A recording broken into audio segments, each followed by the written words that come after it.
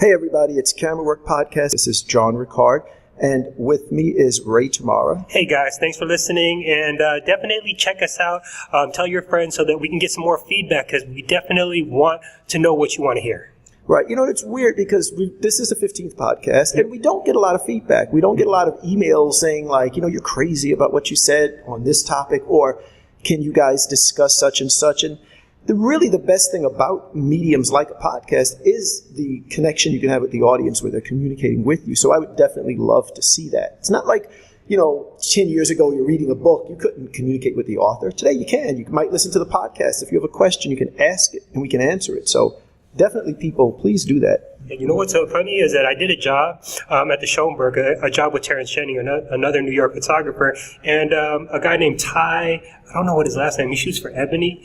He said, I like what you're doing with the podcast. Oh, I was cool. Like, how did you know about the podcast? Oh, I checked John out, and I was like, cool. Wow. Very good. That's good. And you mentioned Terrence, and we're actually trying to get Terrence on a podcast. Every week I ask him, and he's like, yeah, cool, and then somehow it never happened. So eventually we're going to get Terrence there. Let's tilt your mic up a little more. What was the job that you did with Terrence? What was the... You know what? The job was at the Schoenberg Museum. He's the house shooter there. And it was a tribute or roast to an ad executive named Byron E. Lewis. He's the founder of UniWorld ad agency, or UniWorld Group. Right. Okay. So, it was a paycheck, and it was cool. It was cool, and I'm glad I got the gig. Right. Sounds good. Okay. But so last week, we didn't have you here. We had a guy named P. Frank Williams here and Medina, my assistant. And I thought that went pretty well. They talked about how you can break into that video field, which I think is kind of interesting. And then for me in the last week, the other thing a little bit interesting was I shot a fashion shoot. It's just a test, meaning that it's not paid and there's no real client, and it's just a bunch of people trying to collaborate and work together. And I did a uStream broadcast during that shoot. And I made a point in the uStream broadcast that I kind of wanted to repeat here, because sometimes like when you're filming the shoot, like you want to just be honest and film the way you really work. But then like in the back of your mind, you're kind of thinking of like almost like internet trolls. Like, what are people going to say when they watch it? That enters your mind to some degree, and you're like wondering like, are people going to think this? Are people going to think that? Like, it enters your mind. You don't let it dictate the shoot, but it enters your mind a bit. So I tried to make a point in the broadcast that I want to make here, which is like, if I'm doing like a test shoot, a lot of times I will tend to fall back and let the hair and the makeup and styling people really start to run things quite a bit.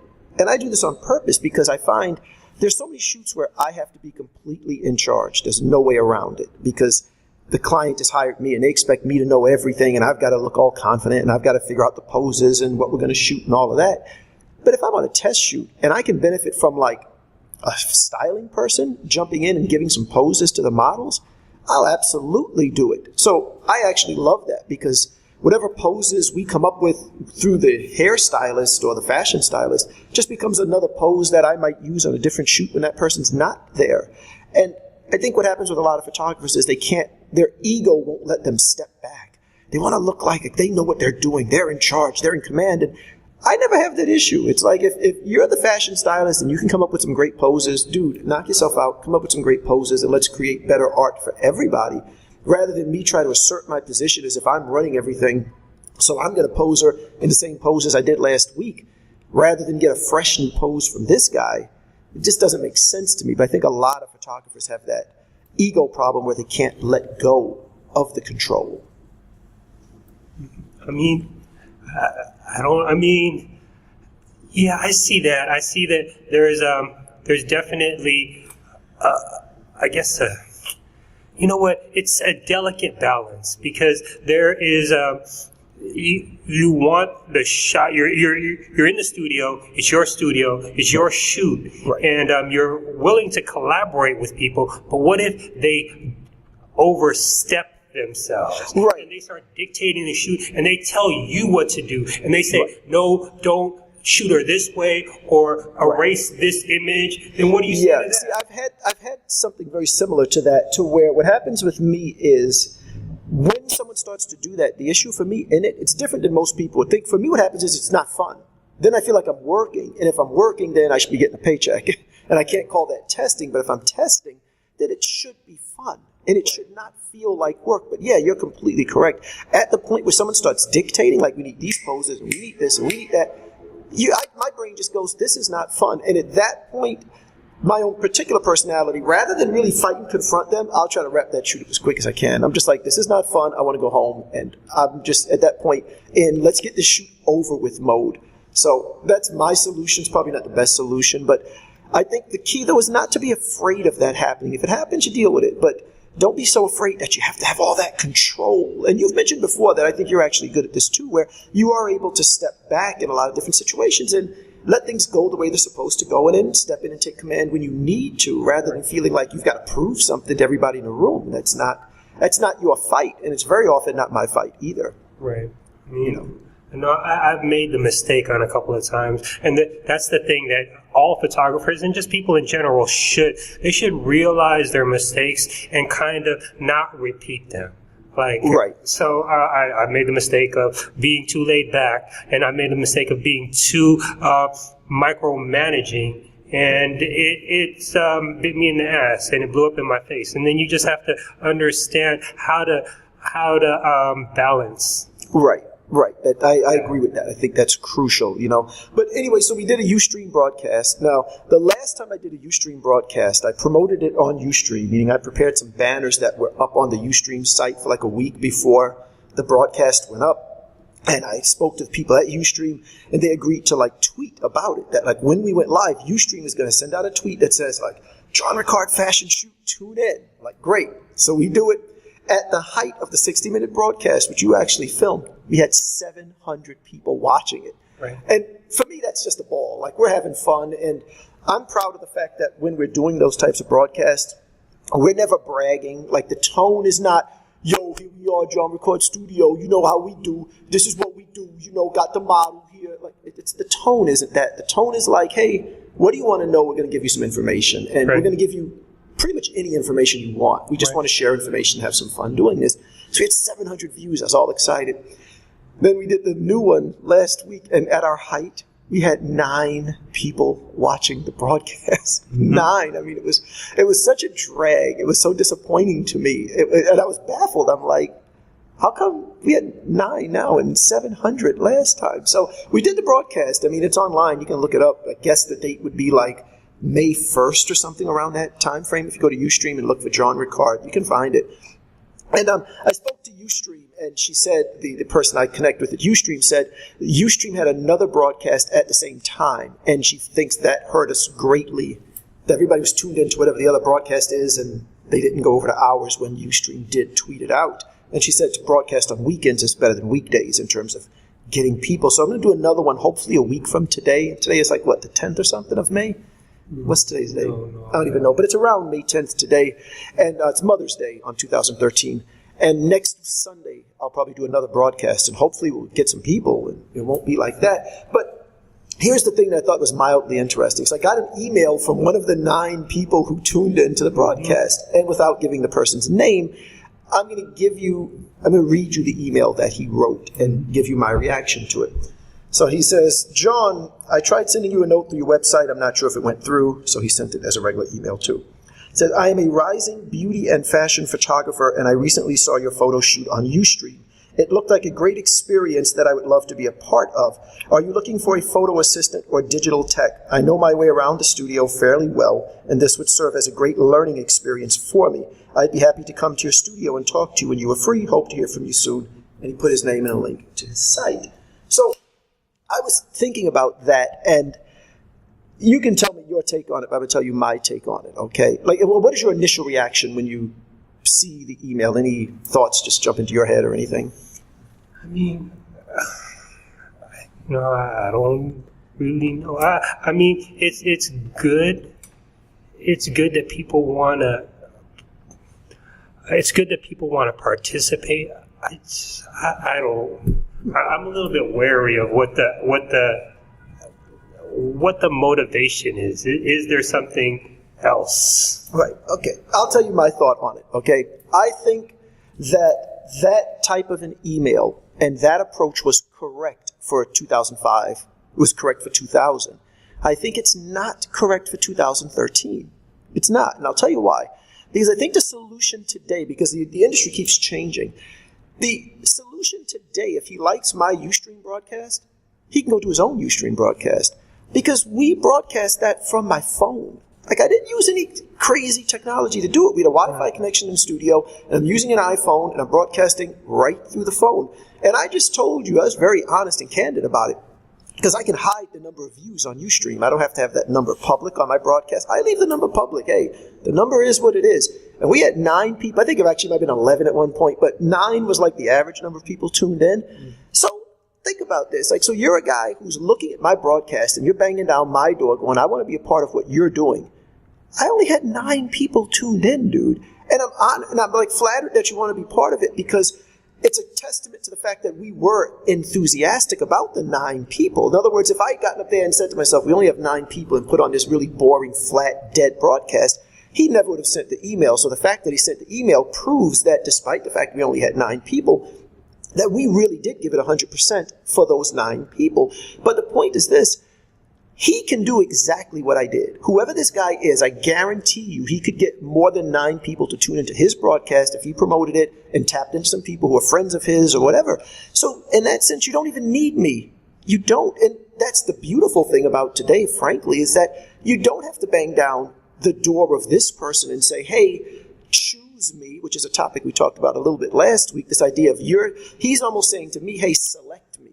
Pick me as your assistant. Choose me and help me get on my path to success. Right. And I'm trying to make the point that he can choose himself. Because if you're banging down the door of a guy that's getting 9 views on uStream, I would submit to you, you can match that or beat that yourself. Right. So what do you need me for? So I think the business model today really, I don't know if it's business model, but whatever you call it, or artistic model, really is to get out there and do your thing, man. If you like my broadcast, hey, watch it every time it comes on. But make that. You should say to yourself, I'm going to go do my own fucking broadcast next week, and I'm going to beat his broadcast. I'm going to get more people, and I'm going to make it more interesting, and I'm going to fix everything I think that he did wrong on his broadcast. Mm-hmm. Rather than thinking, oh, let me contact him and be a part of his. Because you have an iPhone, and you have an internet connection. You can do it yourself. And this is in no way an insult to the guy. Like, I'm trying to empower you and saying, like, dude, you don't need me. You can beat me next week and get 18 views, double my 9. I guarantee you can do that. So that's my advice to him. And I think that the book, it was a Seth Godin book. I don't know if I mentioned it with you or with the one last week called The Icarus Deception. And he talks about selecting yourself, not waiting to be chosen today because the tools are out there. Pick yourself and do your own broadcast and do your own type of thing. Yeah, I mean, that's a friend of mine who was talking about publishing a book, a photo book. And with the way things are now, you don't need a publishing house or someone to green light your idea. You can do it yourself. A lot of things you can do yourself, and then you can train yourself, and it may be good or it may be horrible, but you'll learn much. You'll get much more out of it by doing yourself and taking that initiative than waiting for someone to choose. Right. You choose yourself. Right. And then the concept that I've read about online is this idea of trying to find 100 people that care about what you do. And if you can't find 100, then you're pitching to the wrong people or what you do sucks. But trying to find 100 people, who care about what you're doing and that becomes your core, and then you can start building that core to, maybe those 100 tell 10, and boom, now you're up to, I can't do the math, I guess you're up to 1,000 at that point. But that's part of the business model. But I do like when the technology benefits me, though, like the ability that I can do uStream off my phone, because so many times as all of these changes happen, these things like Instagram and uStream, sometimes they feel like they hurt me because I can kind of miss the old days. I was thinking how, say around 2002, I would get hired a lot by Universal Records to take pictures of music videos. And they would send me to Atlanta, Florida, California, all over the place. They'd send me to go take pictures at the music video. And they would always send a car to take me to the airport. That was standard. And I mean, it's so great at 4 in the morning when you've got a 6 a.m. flight that you're not worried about driving yourself to the airport or taking a cab, or in my case, very often getting mommy to drive me to the airport. But instead, I can just walk out the door, and then there's this beautiful black car that's freezing cold for some reason, but beautiful black car that just takes you right to the airport, and they pick you up from the airport. I haven't gotten that in years. Like, that kind of thing just disappeared from the industry, correct? Yeah, video work has disappeared. Oh, God, I've been hired to take pictures of a music video in at least 3 or 4 years, and that rate was always like $9.50 a day, times 2 days, 3 days. Like, it was a fun thing. You could resell the pictures through your stock agency. It's a great gig. Completely disappeared. But as things change, I do like when I can find stuff that changes and benefits me, like uStream. And I was thinking of another one, which is Instagram, because I was trying to find models for a shoot the other day, and I was just thinking how great it was that once I found the girl, rather than say to her, do you have a model mayhem page or do you have model pictures, I was able to just say to these girls, like, do you have an Instagram page? And as soon as you find their Instagram page, you've got like 50 or 60 different photos that this girl has taken of herself in a mirror, that her friend has taken of her, and you can really get a sense of what she looks like, much better than a 20-picture model portfolio that's all retouched. And what it really empowers me to do is I can select which pictures go to my editor. Because, say, for this particular publication, if my editor sees shots where this girl has no top on and she's holding her boobs and she's trying to be sexy, I don't care what she looks like, my editor's not going to take her for a beauty shoot. She's just not. And I'll try to explain to the editor, look, every girl takes that picture. It doesn't mean anything. But she's just like, I don't want her. Whereas if I get access to your Instagram feed and I'm looking at 60 pictures of you, I can pick out the right 10 that will show this editor, this girl does have the look that we need for this particular project. And that's actually a very good thing, because so often I'm looking at like Twitter and Instagram with a certain amount of annoyance, and I've talked about that on the podcast before, but I was just thinking of how it benefited me the other day, and I was like glad for it. I was like, wow, this is great that I've got Instagram and I can get the right shots of this girl to show my editor and get her chosen. So that worked out really good, And another example too is, my website. Okay, my website is currently hosted by something called a photofolio. I think I paid $1,000 for the template. It might have been like $1,500. I really don't remember, but it's definitely around $1,000. And you pay that, and you get the template. And after you buy the template for the website, it's very similar to like LiveBooks, just a little bit cheaper, and it gives you the advantage too of they work video better than LiveBooks did at the time that I considered LiveBooks or a photofolio. In addition to that, I pay $17 a month to maintain the website. It's a lot of money for like a 5-gallery portfolio that essentially just sits there. And 500 Pics, are you familiar with that site at all? No. No, and you're not on there. No. Right. Now, 500 Pics charges, it might have been like $99 or $50. It's a very small amount for the year.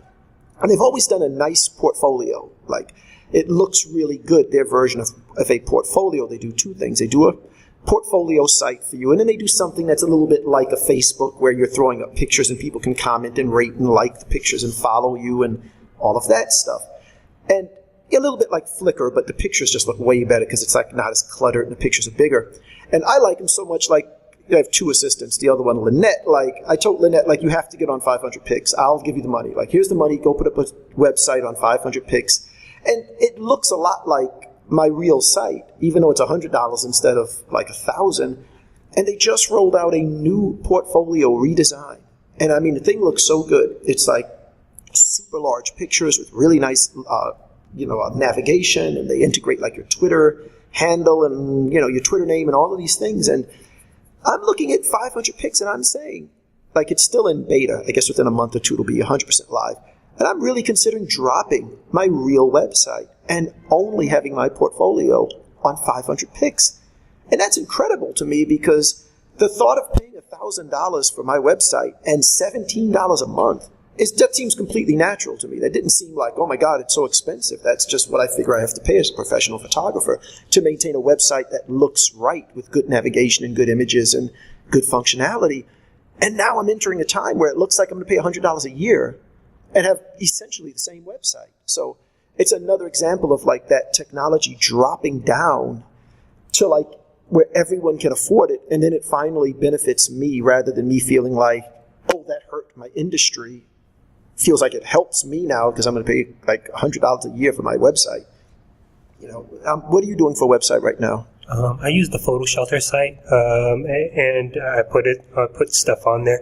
There's not a strategy that I have with the website. I don't direct clients to it because my business is all self-generated. It's all word of mouth from past clients, and it's definitely slowed down. So it's basically spec work, and spec work means I go out, I shoot pictures of celebs. No one sends me anywhere, and I get those pictures and I post them on my agency, and the agency sells the pictures, and I get a commission every month. Right, and then there is that business model that works for you. Like, I laugh because, there's this school near my neighborhood. It's what they call a Montessori school. It's this kind of specific method of teaching young kids with a kind of different philosophy than a public school system. It tends to be very expensive, and there's one school in my neighborhood like that. And this woman, she does no advertising. She has no website, nothing. And every year, she has more people than she needs. And there's a waiting list to get in, and if you get a spot and cancel, somebody fills it instantly.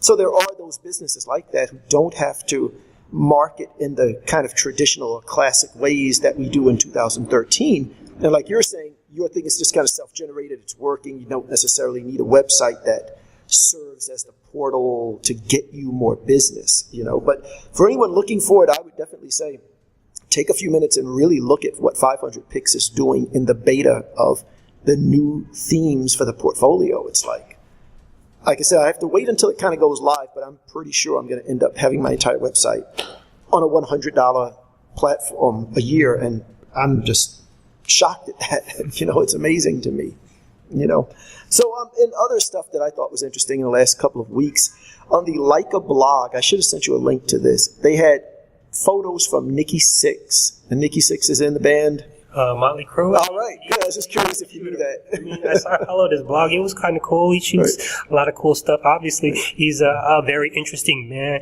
He's taken up photography as another artistic impression besides his music. Right. And the stuff that he's doing is pretty dead on cool. Yeah, they had a feature on his heroin pictures. Like, he goes into neighborhoods, and this guy's like a millionaire and super famous. I mean, they first got famous in like 82, so he's got to be really well known.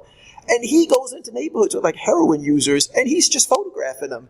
And I just thought it was so fascinating because we've talked about personal work so much on the podcast. And it's another example of it, because for me, that's not necessarily fascinating.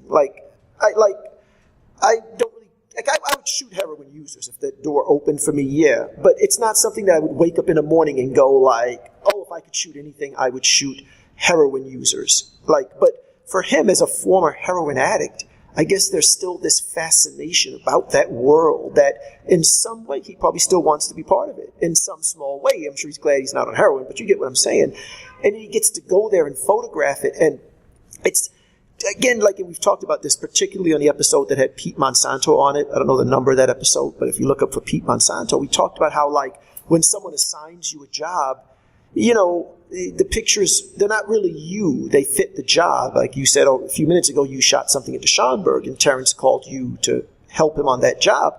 If Terrence had called me, what I produced and what you produced would be pretty similar because we were both at the Schomburg. But when Nikki Sixx goes out on the street, and he's got a Leica, he's got the new M now, but he was shooting on the M9 before. But he goes out there with his M, and he's got the M monochrome. He's shooting something that's so different than what you would shoot or what I would shoot, because, like I said, heroin users are not in my top 10 of what I would want to shoot, and probably not in yours either, right? No. Right, and we say it's one of the themes of the podcast, really about finding your voice, but again, anyone kind of confused about what should you be doing on personal work, go look at what Nikki Sixx does with heroin users on the Leica blog. You get a perfect example of what I'm talking about. That's something that he cares about, and he takes us into that world, and that is fascinating. When I look at those pictures, he's taking me into that world of heroin users, and it's fascinating to see it because I'm not part of that world and I don't know anything about it. And he's doing the right thing. He's like, I respect that photography more than a guy that's just taking assignments, correct? And just shooting, like I always say, Rihanna at some perfume unveiling. I respect what Nikki Sixx is doing because he's really doing something important to him. I respect both of them. Because, it's important to have your personal work, but it's also important to work and get paid. Yeah. and that's just as important. Right, because you can't buy the new cameras if you don't get some money somewhere. can't have a lot of things. You can't. Yeah, but the new camera is the most important thing. And, we talked on a podcast before about this Beyonce situation where, she did the Super Bowl, and I guess some people photographed it, with permission, and then they produced some pictures that were not flattering to her. She looked very muscular and manly, and it became a big joke on the blogs, like, look at how muscular and manly Beyonce looks. And you and I had this debate on the podcast about, was the photographer right? And I said, no, he's not, because I feel if you have permission from the artist, then you're kind of part of this unspoken agreement to make the artist look good. If you snuck in, do whatever you want to do. But the moment you're part of the system, we're all working together. You can't do something embarrassing with the artist. And I think you took a slightly different position, though. Yeah, no, because I'm not part of the system. Like, right. I don't get approved to cover these things. I have to sneak in. I have to, lie and cheat and steal to get these action shots. And I remember there was a long time ago where I was in 40/40, and I see Beyonce come in, and I raise up the camera to take a shot, and she says no, and I didn't take the shot. Right. And that's fine. And that's fine, because I would take her anyway. But I'm not part of the system. I'm outside her house. I'm outside the restaurant, and I'm outside the places where she frequents or the hotels where she's at. So if she looks busted, then that's what the shot that I want. Right. If she makes a fashion mistake, then Right. that's her fault. Right. If she comes out with makeup, then she knows better. If she Right. comes out with food on her, chin, then that's the shot that I have to take. And I have no problems taking it, and I'm not part of the system, so I don't subscribe to making her look beautiful. Right. Yeah, again, if you're not part of the system, fine. Plus, again, and I've said this many times, is that you can't blame the photographers when there are outlets who are going to buy the photos. You shoot what you know is going to sell. Right. If people said to you tomorrow, we are not going to run unflattering pictures of any artist, you would stop shooting it. You're shooting what you know is going to create a good paycheck. So anyone who hates the paparazzi, blame the people buying their photos. They're part of a system. They're part of a whole other system of making people look bad. So don't just blame one part of that chain. But the thing I thought was interesting is Beyonce banned professional photographers from the whole tour. For the new tour, they have one guy shooting it, one professional, and every day after that city show, they release like 4 or 5 photos, and that's it. And they let the audience shoot it. And I was looking on one forum on LinkedIn, and I'm sure it's being repeated on other forums, but a couple of guys were trying to say, like, oh, this is so silly, she's got the fans shooting it, and I totally disagree. The fans are doing a fine job. They're doing completely fine. You give me a girl in the second row with an iPhone who shoots 200 pictures at that show, her best 3 shots are going to look just as good as a professional photo, particularly when professionals are only shooting the first 2 or 3 songs these days. And when I shot Beyonce's show like 3 or 4 years ago, we shot 60 seconds. It wasn't even a whole song. They said, like, we're going to tell you when to start shooting and when to stop. And it was 60 seconds. That was it. And I think I had your lens for that, didn't I? Wasn't that the one? I think I borrowed your 300 for that. I know that sure. I shot her far away. It was like probably in another area code in another city. Right. We were at the soundboard, and it was 60 seconds. And we did different shows, but I'm pretty sure I borrowed your lens for that. But I just think it's funny that I think you really don't need the pros. I think the amateurs in the audience can shoot the concert. Because, again, as we've said many times, once everything is all set up, anybody can push the button. So when you've got 100 monkeys in the audience, and I'm only calling it monkeys because it's the analogy about the monkeys with the typewriters, 1,000 monkeys typing away at the typewriter, eventually somebody's going to produce Shakespeare. That's what's happening in the audience. You've essentially got 1,000 monkeys in the audience, city after city after city, and collectively the tight edit from that tour, from the 1,000 monkeys in the audience, is going to produce some fantastic photography, certainly better than a bunch of pros in shooting where how Beyonce had it set up from the soundboard, shooting 60 seconds. I mean, come on. And, at the end of the day, it's good to be a photographer and being that photographer. Oh, if you're him, that's great, yeah. But you're also, if you take that job, you know that you can't put up any unflattering photos. You know that Beyonce owns those photos, so you're giving up all the rights to the photo, and you're just taking a check.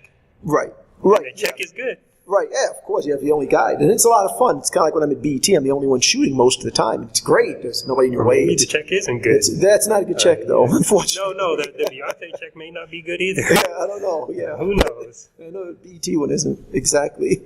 where I would like it to be, but hey, I can't complain. I'm shooting and making some money off of it. Okay. So, did you see the Photoshop new pricing thing? There's been a whole lot of talk about that. And there's one little element that's missing from the conversation to me that no one has mentioned, but did you see anything about that? I mean, I know that I think that you get the full suite online and you pay like $10 a month. No, it's way higher than that. And, we should have researched this, but it's higher than 10 a month. It could be as high as like 30 a month or something. I think it's 20 like your first year, and after that it goes up. It's a higher fee than something you can just kind of forget about. Like I pay $10 a month to Dropbox, and I don't really think about it. I never really sit and go, do I need Dropbox at that amount of money? I just got $10 a month, who cares?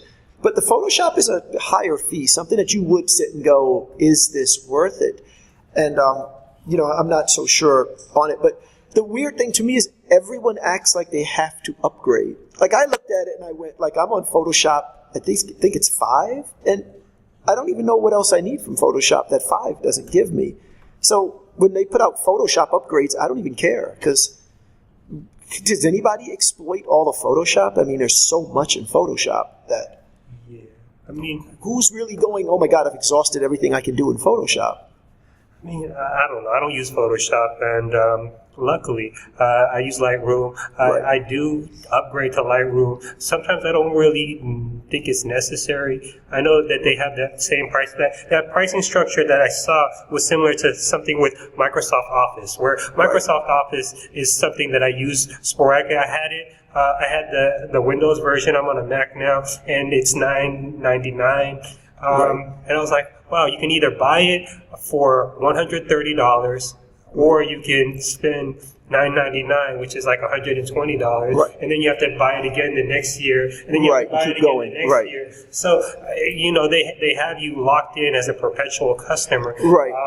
Which is weird because you don't own anything in a way. You're like renting it. It is a little bit weird. But again, I think for a lot of people, maybe just don't upgrade.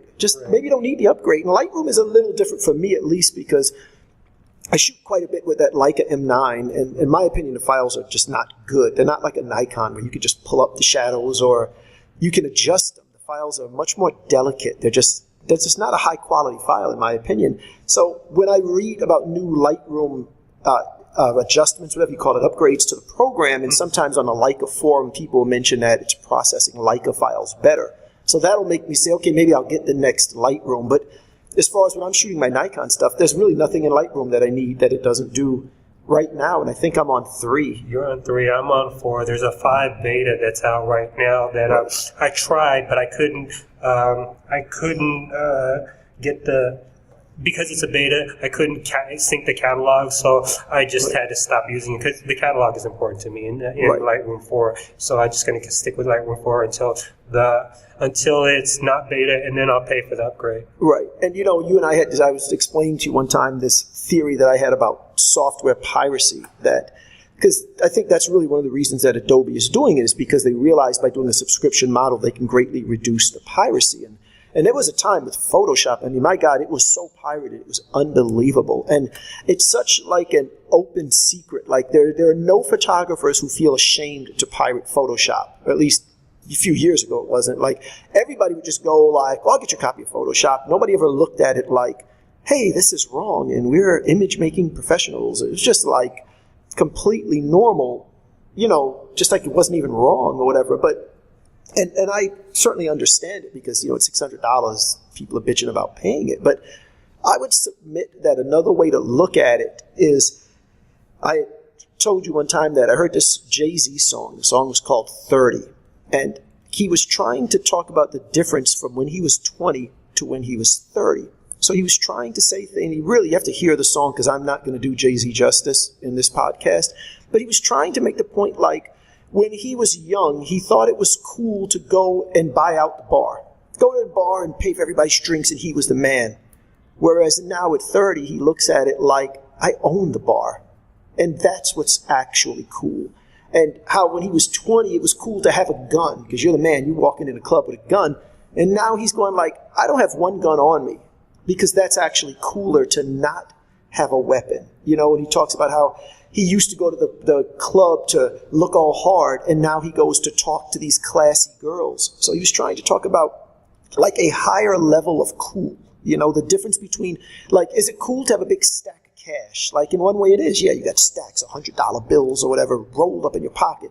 Okay, but the guy with like a black card, maybe that's actually really cool. You follow that other level, like a Donald Trump versus a rapper flashing jewelry who's 18. Like, Donald Trump doesn't flash chains, and he's got more money than those guys. So it's that other level, and I would submit that it could feel really cool as a photographer to be like, yeah, I got all the crack software. I got a boy, he can hook me up with Photoshop, and he can hook me up with Final Cut Pro. And yeah, you're cool when you do that, but imagine having that other level of cool, that other level where you're booking jobs at such good rates that you're not really blinking at the idea of paying $600 for Photoshop. That's not really affecting you because you're billing jobs, you know, where your net profit is the $12,000 range, the $22,000 range, the $44,000 range. You're booking jobs that are paying money that you're like, I'm not going to stand here and fucking try to figure out how to crack with a key generator Photoshop. I'm just going to buy Photoshop. And that's really where you want to be. That's what you want to aspire to, that level of, you know, where you're so successful you can afford Photoshop and not have to crack it. It's just another way of looking at it, the same way Jay-Z in that song is trying to say to these guys, like, hey, how about the idea that you don't have any cash in your pocket? You think Obama's walking around with big stacks of $100 bills rolled up? He's, you know, super powerful man, but he doesn't have cash on him, and that is like the next level that you have to be able to see. So I would submit that to photographers that are pirating software, that maybe it's cool to not pirate it if you're going to look at it from a different perspective, you know? Yeah, I mean, yeah. At the end of the day, just work more, get the money, and pay it. It's a tax write-off. Right.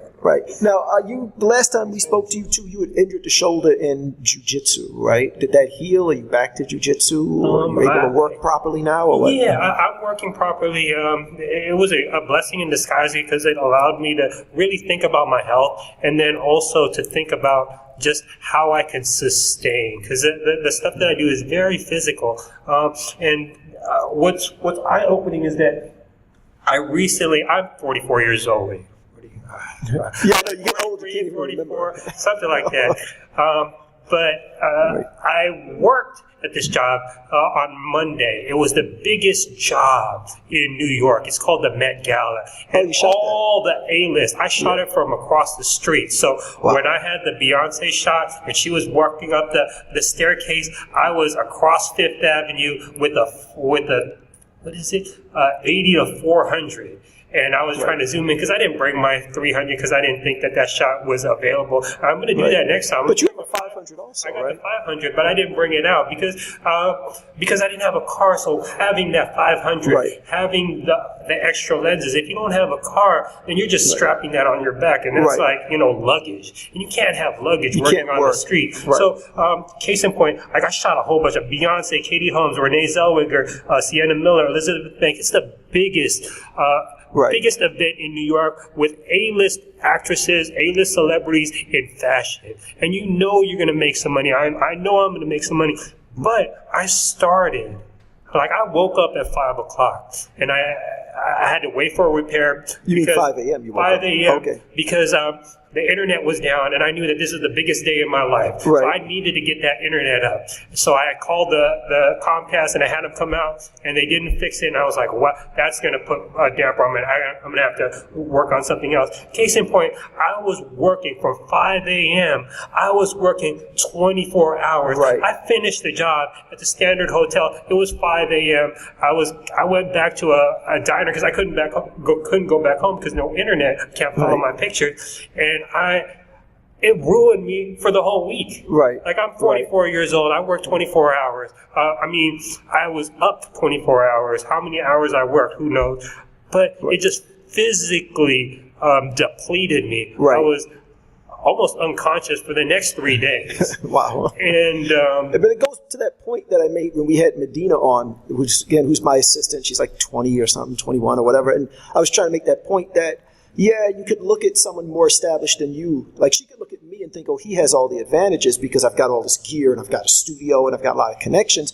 But I could look at her and say, well, you've got advantages I don't have because at her age, she could probably manage that 24 hours straight working and then sleep for 4 hours and get right back out there and do it again, because it's very different when you're 21. It's totally different. So as you get older, and if you're not maintaining your body, that kind of stuff's going to get more and more and more difficult. But you're doing a lot now, right? Like you're doing yoga, like constantly and stuff. I'm doing yoga. I'm doing yoga. I'm doing jujitsu. I like the yoga because it's allowing me to access another a relaxation system. Like yoga is basically meditation. You're getting into physical. You're doing into physical poses. But if you're breathing right, then you just almost like out of body experiences. Yeah. See, I haven't gotten to that point. I do yoga, like I try to do it once a week. This like hot yoga. I never feel that I just feel like this hurts. This is difficult, and are we halfway through the class yet? So I can get out of here. I like yoga. I've always liked physical practices like salsa dancing, surfing, hiking, just anything to get me out of nature, get me active. And like I talked about in the past podcast, I've been eating better. What I wanted to ask you, and what I wanted to talk about to the audience is that besides, I had a lot of downtime, so I was watching videos. So I was watching, I'm a subscriber, yearly subscriber to Lynda. And Lynda is a site, lynda.com. It's a site that has video tutorials. And I just saw a David Hobby episode on lynda.com talking about Flash. And then there's another lady that I was talking about. What made you watch that, though? Like, isn't that kind of stuff we know already at this point? And that's what I wanted to ask you, is that this is stuff that I review because I know it.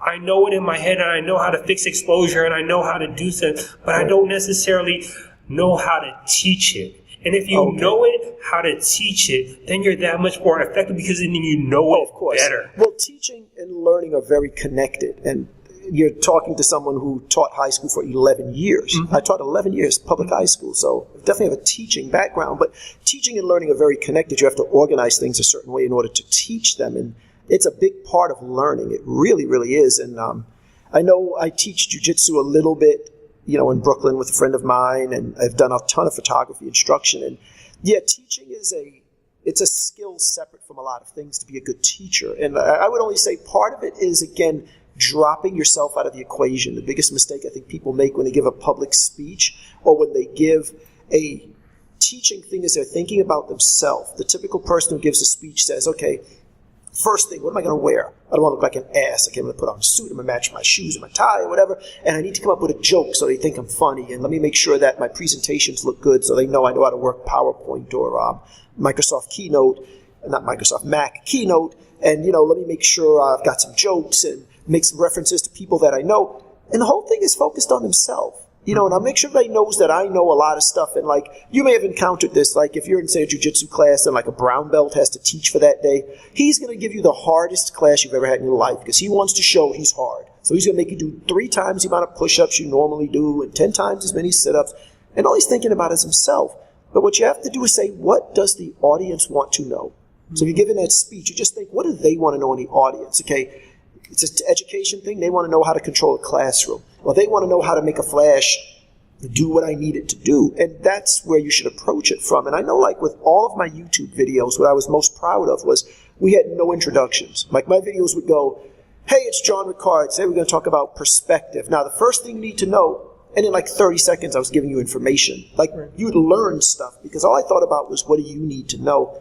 I didn't think about what do I want to put across, oh, here's my logo and here's how cool I am. I just ignored all of that. So I think that's a part of it. And the other part of it is how you structure the information. And some people are really bad at that. There's famous names, and you try to watch what they're teaching. It's horrible. Yeah, I've sat through that. What I wanted to ask you is that do you find that these things are helpful in your career? Because I know that this is stuff that I know. David Hobby, the stuff that he's covering is I know it, but I don't necessarily know. What I got from it is the key from this episode. It was the interaction with. He did a photo shoot, a studio shoot with a model, right? And what he tried to do was be very personable. And I know that you've talked about that, being very personable, creating a rapport with the person you're shooting. Whereas when when I'm in the street in my job, there is no rapport. They could care less. They could either I don't say hi to them. If I'm shooting Sarah Jessica Parker, I'm a block away with the 300, just banging it out. Right. And hopefully they don't see me so that I can get more interesting shots, or I can get more, mess ups. Right, but this is why I would be suggesting to you then you absolutely should be practicing the exact opposite of that in the studio, because you have the location, right? Ray shares the studio with me. You share the place that we're talking in right now. You got as many days as you need here, and you've got the opportunity to build that. And just like with the yoga, there's no reason for you to do yoga other than to just make yourself better. And I would be suggesting, you should be working on those areas that are weaker for you, like dealing with that one-on-one rapport with the model. And the best thing about studio is you can create your own world. Again, if I'm doing a test shoot particularly, that makeup girl is there because I want her there. And that hair guy is there because I want him here. And I want to work with this stylist. And I've chosen these models. It's very different from a job.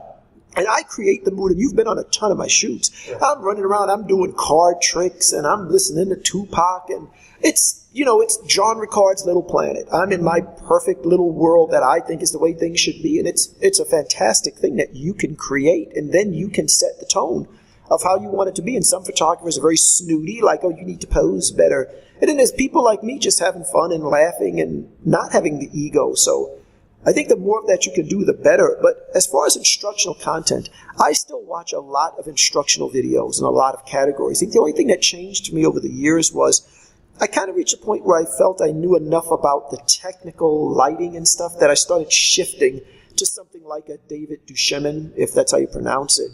His Creative Live on Vision was so good to me. It was the best video I'd seen in years, and it was very subtle. And it didn't give you a technique to walk out the next day and go, put the light here, the way Joe McNally will break down every light position.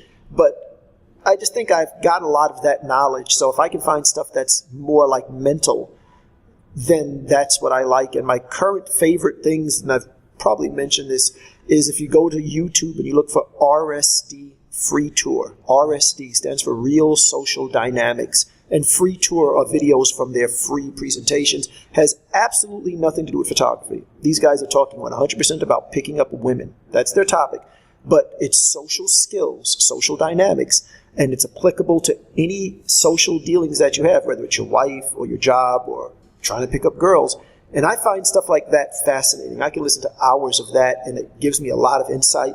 And that improves my photography, even though it's not as technical as, put the light here. And the only reason I mentioned the thing with David Hobby is I just think,